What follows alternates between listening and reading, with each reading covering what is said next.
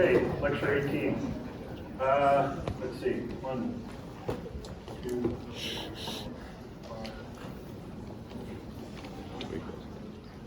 10 or 11 lectures we've got to go. And I think by the 25th we'll be done the upper limb, or the lower limb and the content for the course prior to your lab exam. So next week I'll start talking a bit more about, maybe even Friday, the format for the lab exam. You know what the format for the final exam is going to be. It's basically like this, just longer and cumulative. So if you didn't write the midterm, I encourage you to go and look at it so you get an idea of the format. You'll also see what questions were asked about the upper limb, which I'm obviously not going to ask again. Well, it's tempting to ask a question again to see people get 100% on it. And we should be done in time for the exam. So at the end, I'll talk about your midterm and mark. So general review of the pelvis, the lumbosacral plexus. That quick overview of the lower limb. It's daunting when you look at it, but when you sit down and look at the regions, you realize we pretty well cover everything. And yeah, everything's relevant on the skeleton on that one slide. We talk about femoral angle of inclination, what's anteversion and retroversion. This is touched on briefly and more, but I think it's actually very important for movement and separates the hip from the shoulder. And talk about the hip joint and the ligaments of the hip joint before we get into loading up all the muscles around the hip joint. Pages for more. So introduce you to the lumbosacral plexus, last class. You don't have to know it to the same extent as the brachial plexus because it's highly variable from person to person. So a lot of little nerves that come off the lumbosacral plexus that go to different muscles or multiple muscles, and they're not necessarily important. What you do need to know are the three main nerves that come out of the lumbosacral plexus. The obturator nerve, the femoral nerve, and the sciatic nerve. Those are the three main nerves. You want to think of them as terminal branches, you can, that supply primarily all the muscles of the leg. Okay? There's a few divisions of the sciatic nerve you're going to have to know about because it does break in and supply different parts of either the back of the upper thigh. One part supplies the anterior aspect of the lower limb, another part supplies the posterior aspect of the lower limb.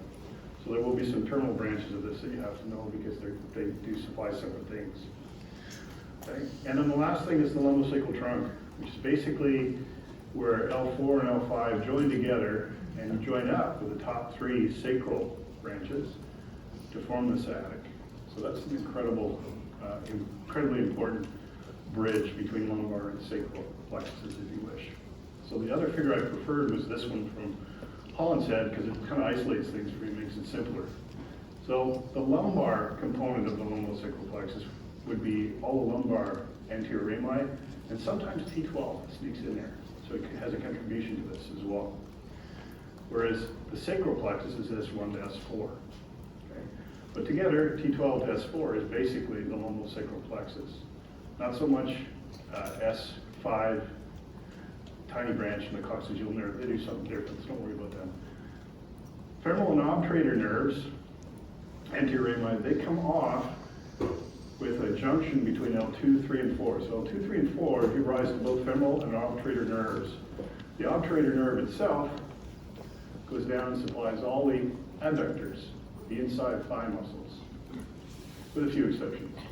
Femoral nerve, on the other hand, goes down the anterior aspect of your thigh and supplies the muscles on the anterior aspect, quadriceps, things like that. Okay. The sciatic, again, lumbosacral trunk is the branch between L4 and L5. It actually joins up with S1, 2, and 3 anterior rami to form this gigantic nerve. Very easy to find in a cadaver. It's again about 1 centimeter wide, called the sciatic nerve. Back of the thigh, all the lower leg below the knee, including all the intrinsics in the foot. So tons of muscles are going to be supplied by the terminal branches, if you wish, of the sciatic nerve. It's very important. And that's it. That's all you have to know as far as the sacral plexus goes this year. Okay, this was the slide for all the meticulous details in more for the skeleton. When you go through each one, as you start to go through the regions, and I again encourage you to look at the femur and probably the tibia, starting to think about the knee joint, because some of the muscles we're going to discuss next week and into this week all have some kind of attachment around here. So just get familiar with the bone landmarks on the femur. And then start in on things like the tibia, fibula, and we'll eventually get to all the foot bones as well. The patella is kind of a rarity. It's a sesamoid bone. Actually, in babies, I inspected this with both my daughters when they were born. It's non-existent. Can't find it. So in kids, the development intratendinously, if you wish, in the quadriceps tendon of the patella starts when they start to load it. So as they start to work on quads and starting to stand and move around and crawl, that's when they start to form this tiny little P bone right in the middle of their quadriceps tendon before it attaches to the tibia. And as you grow and develop, that thing grows and develops with you. So it's called a sesamoid bone. It's like the two that are tied to the thumb tendons. And you'll see why this sucker can be very important from a biomechanical point of view when we get to the knee joint. Okay, so I know it's daunting, but take your time. You should know all the structures on this by the end of the next 11 lectures, if you wish, as bony landmarks. So the interesting thing about the hip, and I'll compare it with the shoulder. So we know the shoulder has this interaction between the head of the humerus and the scapula. What I tried to hammer home from a mobility point of view is how mobile that joint is. In fact, the thing the humerus attaches to floats. So that scapulothoracic joint, physiological joint between the scapula and the back of the thorax, covered with muscle, controlled by muscle, is highly mobile. Right? So the whole platform of the upper limb can go around, irrespective of the glenohumeral joint. That makes that very different than the hip. Secondly, although they say about a third of the head of the humerus is in the glenoid cavity, that's hooey.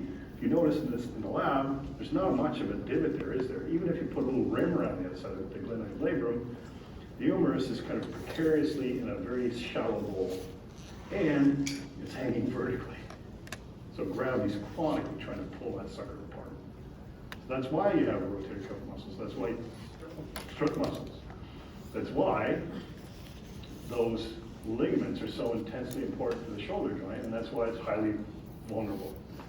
When you get down into the hip, you'll see the hip joint, at least half to slightly more of the head of the femur sits in the acetabulum, that's the big fossa, in the hip bone. So it's buried deep in that thing. Okay? It has to be, because it's weight bearing. Now the acetabulum doesn't sit, if you notice the pelvis and the bones, doesn't sit horizontally, doesn't face anteriorly, doesn't face inferiorly, has this weird kind of angle to it. Faces more laterally than anything, faces a bit down and anteriorly. So how do you get a long bone that's coming up vertically to interact with that? Well, you put the neck at an angle. So as the shaft of the femur comes up, there's a bend, an offshoot of an angle before you get to the head of the femur where it articulates with the acetabulum. This is called the angle of inclination. Mechanically very important.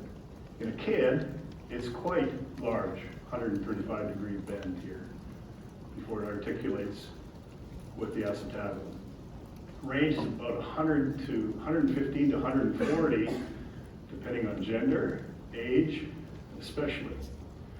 And so if you think of this angle in an adult, you guys are about 126. If you're male, it's probably closer to 120. If you're female, it might be more than 126. So the angle of inclination is different on gender. Okay? That's another way to notice. You pull a femur out of the ground, what's the ankle like? How cute is it? But with time and age, that starts to drop down. Remember, bone is plastic. Bone will remodel. You've taken that in 131. There's all kinds of things about bone growth. One of them is load. You have to have a load through the bone to keep it remodeling itself. Space flight, one of the worst things. When you're up there, there's no gravity, there's no load other than whatever your muscles are creating on a joint. You lose calcium like crazy out of the bone. That's why these astronauts are doing all kinds of weird exercises and loading exercises in space to try and simulate gravity. It's basically to keep the bone from disappearing. But this angle, especially beyond the ages of 80, gets profoundly right-angled almost. Okay, so it gets really close to about 111 degrees.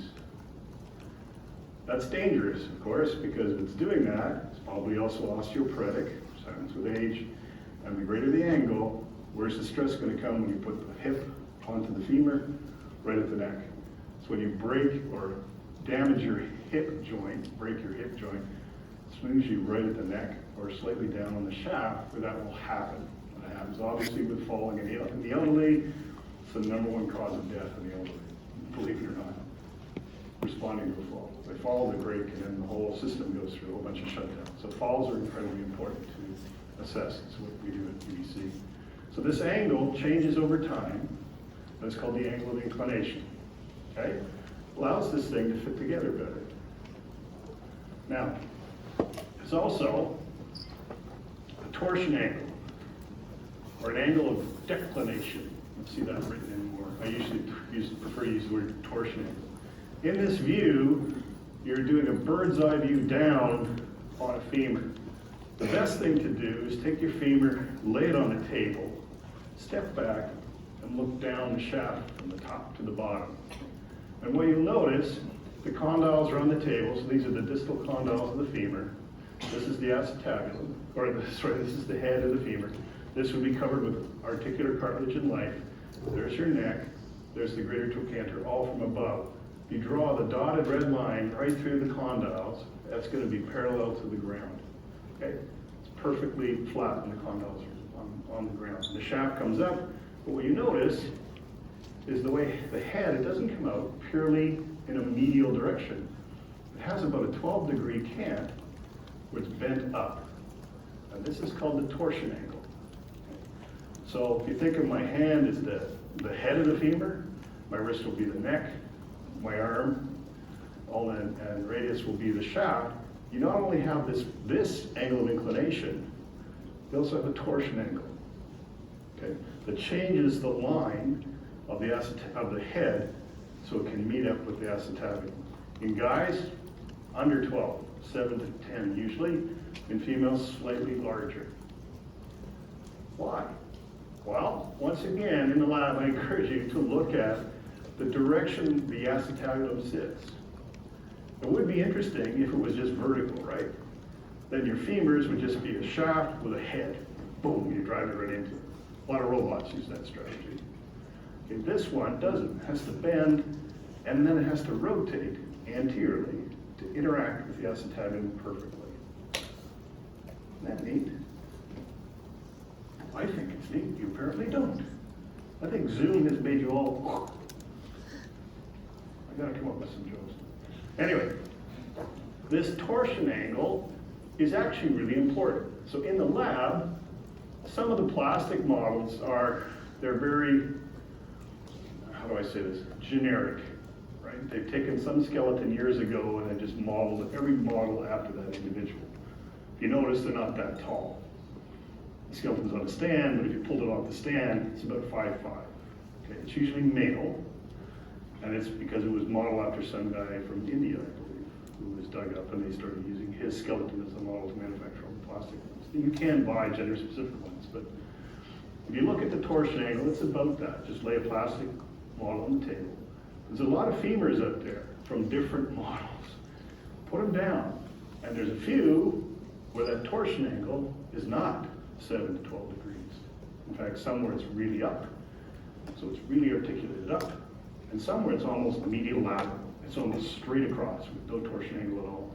Okay. And so, these are the figures from more, same thing, just better figures. So this idea of hip anteversion or retroversion is dependent on that angle. So if you lay, and this is this tunnel view, these are images from Dave McGee's book from University of Alberta, it's a fantastic physio book. If you were staring down someone's leg, you could get an idea of how much of a torsion angle there is on the femur so it interacts perfectly with the acetabulum. And so here's the idea, that's why you have this bend. And you can stare at it down this way. When the hip femur neck angle, the torsion angle is anteverted, it's greater than 12 degrees. So it's actually, the head now starts to rotate into an anterior-posterior direction. Interesting. If it's the other way, it starts to go smaller, so less of a curve up, in fact, almost medial-laterally, sometimes backwards. It's called retroverted, this neck angle. So this is actually really mechanically important for things like walking, gait, hip function, etc. After this class, you will never walk across campus without watching people walk thinking, what's wrong with that guy? Look at that foot, what the hell is going on? Can't help it. Years ago, I asked one of my peers, can I just get like a camera, you know, GoPro and sort of strap it on and follow people? He said, it's called stalking, Tim. Don't do that because you have to get video release, etc. But just go next time, watch someone walk, watch their left, right stride leg, watch the foot go, wow, or the hip do this, or it's fantastic. That's all due to some of this stuff. Okay? So you think of anteversion versus retroversion. In an anteverted hip, this angle is greater than 12 degrees. Well, how do you then get the head of the femur into the acetabulum correctly? You have to actually rotate the femur so it fits perfectly. You want to maintain that 12-degree angle. If it's a really, really anteverted thing, you actually have to rotate the femur to get it in. But what happens now is the condyles will rotate. The whole shaft of the thing rotates. And if the tibia is lined up perfectly with the knee, what you end up with is the toeing in during gait. They walk toed in. It's not the only reason you can walk toed in, but that's one of the things you first look at is what the heck is going on at their hip. If the anteverted hip, the only way that fits properly, the whole femur rotates in, as does the tibia, as does the foot attached to it. It's a retroverted hip. It's either going straight out or just slightly at a posterior angle. The only way this thing interacts perfectly is now you rotate the femur the other way. You externally rotate the femur, and if the tibia and the foot are all aligned perfectly, you can end up with a toeing out gait. There's a lot of that on campus. It's not just ballet that makes you stand like that. There's a lot of other mechanical things that will lead to this. And all kinds of things can happen below the knee, at the ankle, and even within the joints of the foot that will alter the foot position while you're walking, some of which we'll talk about. If you look at me, you probably can't see me from the back of the class, but look in the lab. Hi.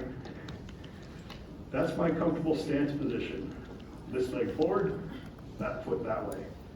I could ride a bull, okay? This is called genuvarum, or bull-leggedness. My hips, I had them x-rayed. Look, 13 degrees each, perfect, no problem. Okay. So it's the tibia down on my right side, which is actually rotated. It's called tibial torsion. We'll talk about that when we get to the tibia. So from here down, I'm fine. It's from the tibia down on the right side. I have an angulation of 7 to 8 degrees, which is my comfortable stance position. If you stand with my toes straight, it's not comfortable from the knee down. So this whole idea helps to line up the femurs with the acetabulum. Why is that important? Half your body weight or more has to come through the sacrum, be deviated correctly through the hip bones, onto the shafts of the femur, through the knees, through the feet, onto the ground. That's a heavy load. So there's a lot of pounding and a lot of things that this alignment can be very critical. Okay. In the lab, we can figure out how you can check this kind of manually at one point. The hip joint. So this is the joint that has to transfer all that load from your upper body down through the femur. Okay. So it's pretty solid because the femur is surrounded more than half. It's actually a very, very well designed joint to take load. Because it's a ball and socket joint, right? You can abduct the hip quite nicely. You can adduct the hip quite nicely. You can flex it, you can extend it, but limited. So when you're standing in upright anatomical position, the hip has a bit more extension to go before it stops. It has a lot in flexion. You try to flex with your legs straight, you're tight. You flex with the knee bent, your knee can come to your chest. That's not the joint, that's muscles that are preventing that from happening. So the last thing the hip can do, other than circumduct, is I'll do it this way. External rotation, right? The whole leg is straight, you can rotate the hips backwards, or internal rotation. And you'll see internal rotation, pretty weak. External rotation, powerful. Just think of a speed skater pushing off. What do? They extend, externally rotate. So, the joint itself, what they've done here is they've done a coronal section right through the hip joint, pulled out the front of it, anterior aspect, so you can look into the hip joint. So here's the femur, we have the greater trochanter, one of the big bumps. Right? So the equivalent of a tuberosity in the humerus is called a trochanter. And on the lower limb, and you'll see it's a heck of a lot bigger than the greater tubercle. Why? Muscle. So the muscles that attach there are really pulling the bone, and again, bone is plastic, so it grows with it. So you end up with big, big things happening in the lower limb. There's an anatomical neck, just like in the upper limb for the humerus. You have the anatomical neck, it's around the head, sort of basically the head of the humerus. But then there's a surgical neck below everything, which is the weakest point in the humerus. That's where you break in. Unfortunately, in our state, the true neck of the femur, if you wish, is the point of fracture. And again, think about that inclination angle. If it's really going to be acute, like 90 degrees, then the load's going to come right through that joint, right through the neck. So there's the trochanter. If you come around the joint, here's the top part of the ilium. That would be the acetabulum, which is a combination of all three of those bones when they fuse. Superior part's meridium, most of it really. Ischium would be the bottom, pubis would be the front until they fuse. So this acetabulum is going to be lined with articular cartilage, hyaline cartilage, mostly. But it's not complete. If you think of the acetabulum, there's a big bowl. There's a spot right in the middle that doesn't have any articular cartilage because the femur doesn't interact with the dead center part of the bowl. It operates or interacts with the outside, basically, of the acetabulum. So the acetabulum has this rim of cartilage, and the whole head, likewise, of the femur, is covered with hyaline cartilage. So that ball and socket joint is nicely lubricated, if you wish, from a cartilage point of view. It is a synovial joint, it's a ball and socket synovial joint. That means it has a very big synovial membrane that lines the inside of this joint capsule. There's an area right on the top of the femur where there is no hyaline cartilage. It's called the fovea, F-O-V-E-A. It's basically easy to see, even on the plastic models, there's a little dimple on the top of the head of the femur. And in life, a ligament attaches to that, called the ligament of the head of the femur. It's very trivial, it's not very strong. In fact, in a cadaver, if you disarticulate all the other ligaments, you can pop the thing out with no problem. What it does carry is an artery called the ligament to the head of the femur. Okay, so it's an artery in there that runs to the head of this. Don't really care if you know the artery, but it's just of interest. That's what that ligament is. The capsule itself is quite thick on either side, and we're going to talk about the ligaments that are intrinsic to the capsule, where the capsule becomes extremely thick and has specific names and specific functions. There is going to be the glenoid labrum, so a bit of cartilage. Remember, you're going to cut through this thing, so this would circumvent the whole disc. You'll see in a second the acetabulum, like a rim, just like the glenoid labrum. Opposite the up of the arm. This is called the acetabular labrum. Same thing, fibrocartilage ridge, right around the inside the top rim of this bowl. And then there's the capsule. And what they've done is they've sheared away and cut through the capsule just to let you to peer into the synovial joint. So this whole area, including these reflections, so the synovial membrane goes right down on either side of the neck. There's a lot of fluid that can be in here to keep it lubricated. Again, this is a joint that experiences high load. Just think of some big linebacker running every step you take. Tons and tons of more than body weight go through that joint. So the capsule also has a band. So it's distinct from the labrum. It's a little bit, if you wish, distal from the labrum. It's like a collar. It's called the orbicular zone.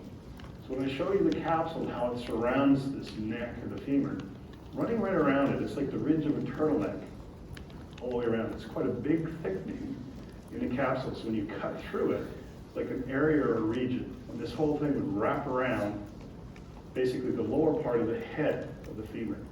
Why? Well, it helps to keep the femur from wanting to pop out. So it's actually a big thickening collar that wants to prevent the head from slipping through it. Remind you of anything? The annular ligament up from the radius, same idea. Prevents the radius from being pulled distantly.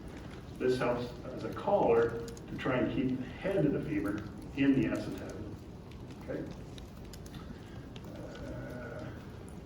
There are a bunch of different arteries you don't need to know for the hip.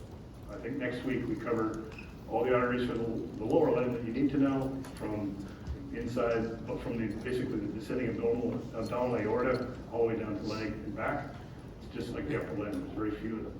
Okay. So here what they've done is they've removed the head of the femur and pulled it out of the way. So you can actually stare into the acetabulum itself. So there would be the top part of the ilium would be here. There's your notch, greater sciatic notch. The spine of the ischium, this would be the ischial tuberosity, the pubis at the front. Remember, the obturator foramen is covered in life by the obturator membrane. There is a small artery that goes through and a couple of tiny nerves you don't need to know. But mostly it's 95 to 98% sealed over in life. It's just a tiny hole that's left for some vessels. If you're looking at or into the acetabulum, you can see where this cartilage is. It's not in the middle portion. So the acetabular fossa is dead center, has no hyaline cartilage at all because actually the head of the femur doesn't interact with it. This is where your ligament of the head would provide a blood vessel onto the fovea of the acetabulum. This blue part is hyaline cartilage. It's called the lunate surface for obvious reasons. It looks like the moon. So while the head of the femur, all except the fovea, is just laced with hyaline cartilage, the acetabulum has this kind of funny C-shaped interaction with it. What it means, dead center, there should be no interaction. With arthritis, loss of hyaline cartilage, we get all kinds of funny things happening, including most of this rots away, and then you end up with direct impact of the head of the femur impacting the acetabulum. That's with old age. If you remember from the lab, you might not, the bottom part of the acetabulum itself has a notch. It's not complete. It's not a full bowl. There's actually a little notch taken out right down here, and in life that's filled with a ligament called the transverse acetabular ligament. It goes like a little bridge right across here, basically completing this bowl. And then if you add a labrum on the outside, you not only get a bowl, you get a bowl with a lip all the way around it. So you've got quite a deep area. Now plunked the head of the femur into it. So it's a very, very stable joint. The specific ligaments themselves, oh yeah, same finger, same three fingers actually.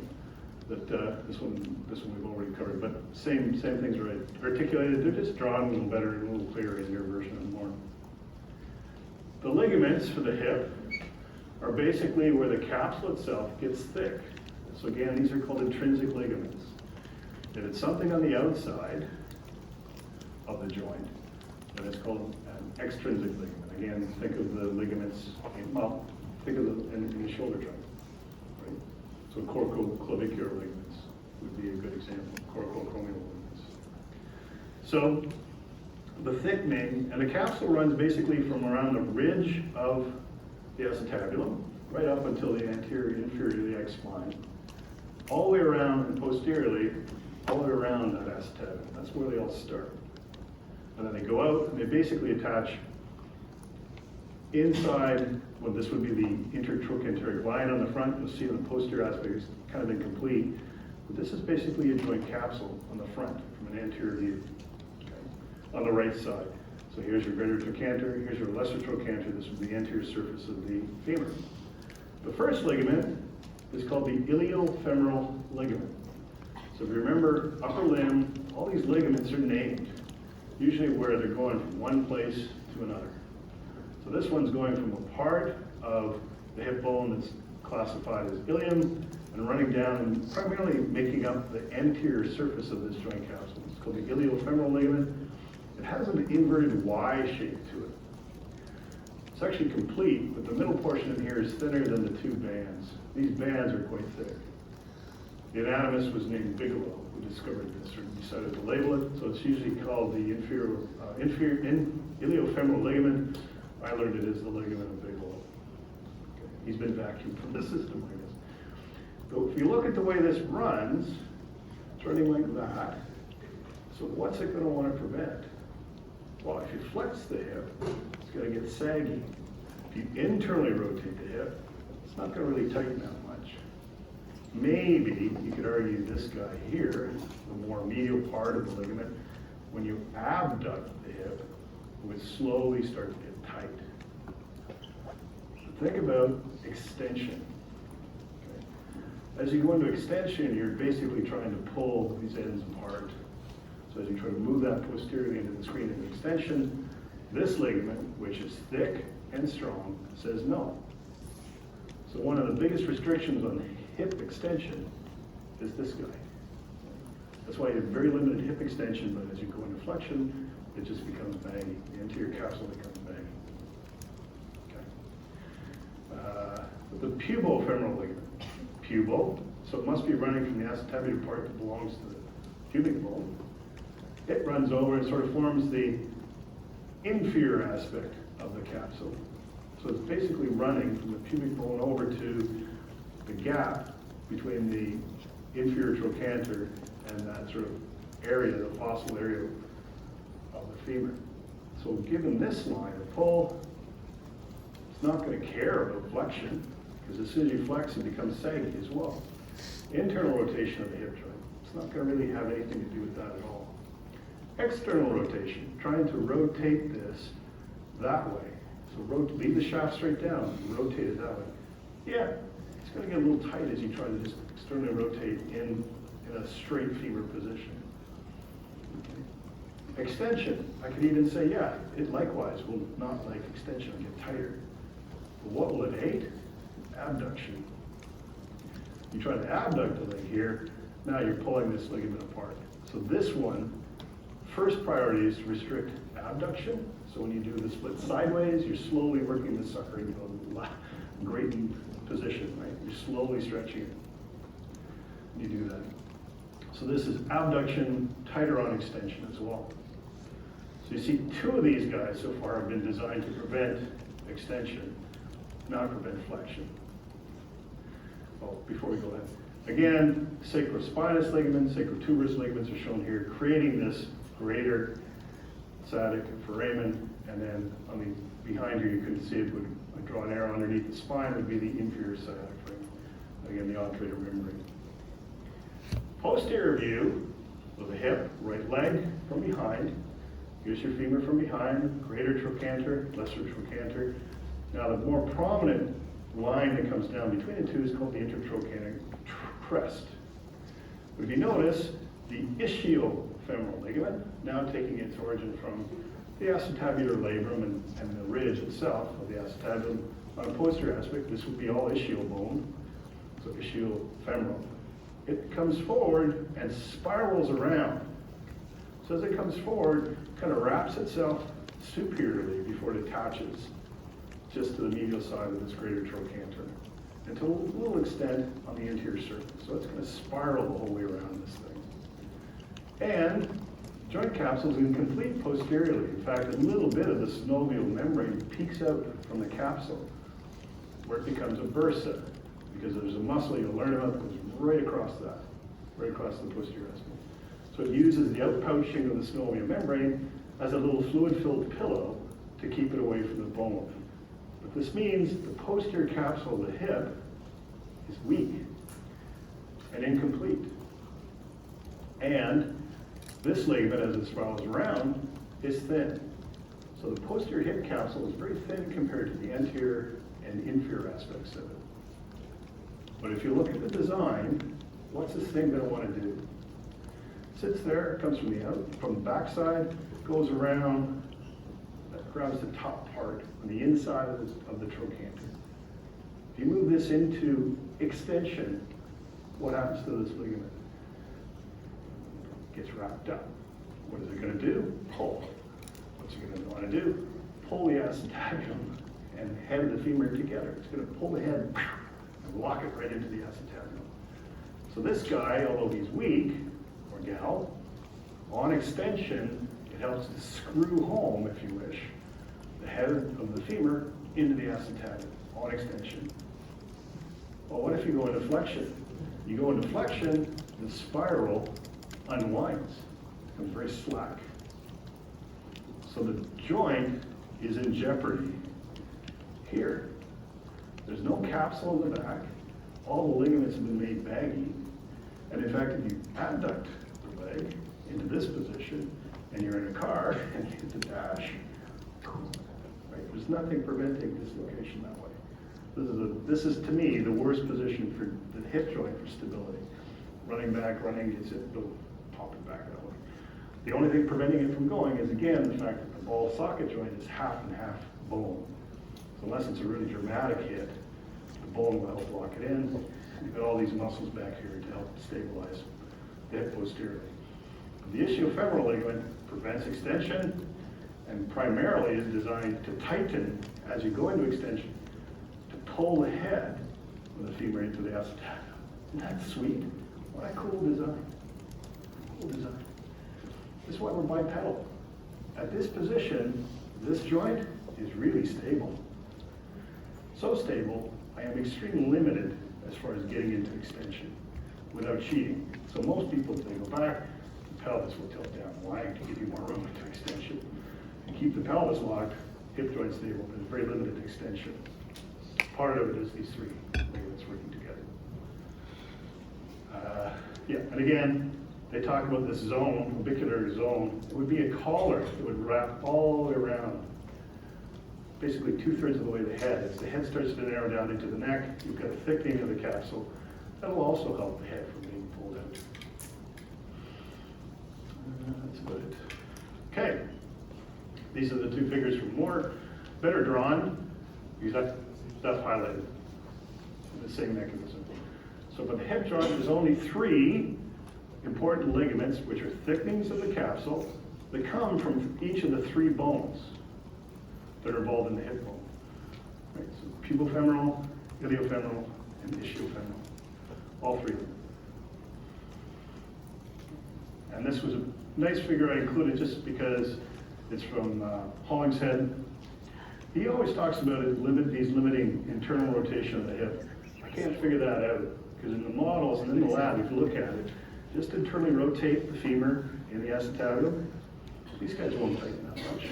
Even when you change from the anatomical position, which is femur straight down, you flex the hip. Even with a flexed hip, internal rotation, when you bring in your heel to the side, they're not tight. They're not tight by that. They're not going to restrict it. Okay. Your midterm. Da-da-da.